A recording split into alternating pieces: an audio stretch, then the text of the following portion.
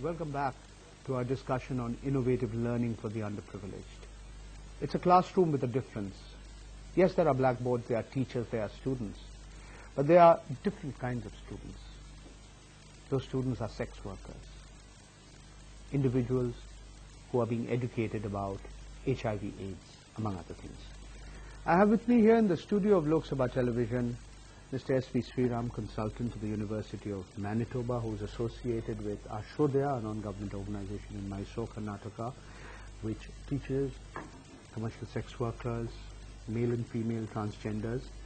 I have Pratima, treasurer of Ashodaya Samiti, a former sex worker herself, and Akram Pasha, he's a faculty member of the Ashodaya Academy and also a former sex worker. Mr. Sriram, I want you to explain to the viewers how you actually go about educating and teaching these sections of people. How do you identify the students and how do you get them to come to where you are? To begin with, Avahan has provided the landscape wherein they are doing programs across 6 states, the high prevalence states of India. Which are these states? These states range from Maharashtra, and then you have Karnataka, you have Andhra Pradesh and Tamil Nadu, and then you have Nagaland and Manipur in the northeast.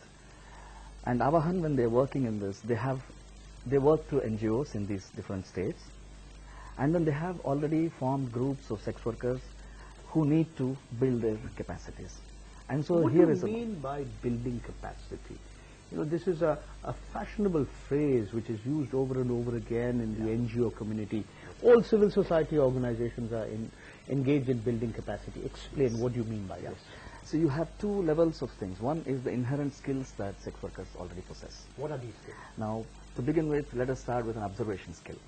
Now, they are people who, when they stand on the street, they can observe all around, and the very keen observers, and they get input from the field in terms of who is the client, who is going to perpetrate violence on them, who is a policeman and mufti. You know, these are things that they can just catch up like that. And when they size up a customer, possibly they can decide how much he is going to pay.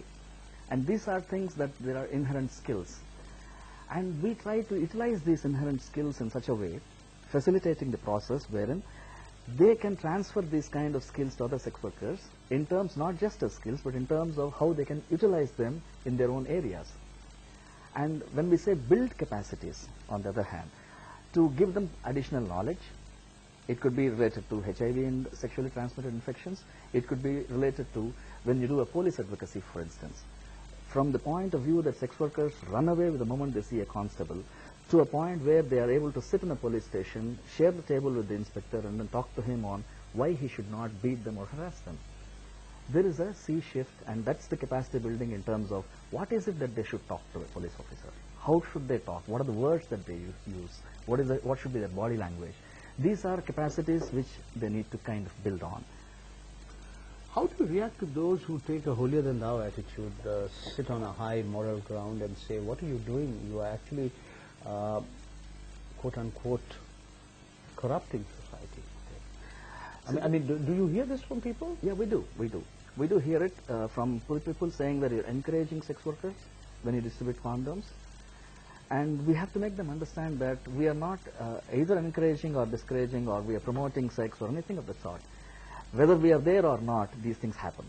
Now, we are trying to facilitate a process where there are safer behaviors so that HIV prevalence is stopped and the transmission is stopped. That's what is more important for us. It's not as if that if we don't work with them, that sex work is not going to happen. Or it's not that when we work with them, more sex work happens. It doesn't work either way. This is not excessively cynical? It's not a question of being cynical. It's more, I would like to look at it that when people ask these kind of questions, there is a lot of hypocrisy around it. Because they're getting into moralistic angles. And as long as you try to judge people, others, with your morals, it fails. Each of us, I'm not saying that moral values are wrong, but then there is a line that I have to draw where I apply my morals on others. And that's where the line should be very clear. It's not. And that's why the problem also occurs. And a whole lot of people who raise their voice against sex workers, believe it or not, are customers of sex workers, and that's where the hypocrisy lies. And in the night you're there with them, in the morning you shout against them. आप क्या समझते हैं जो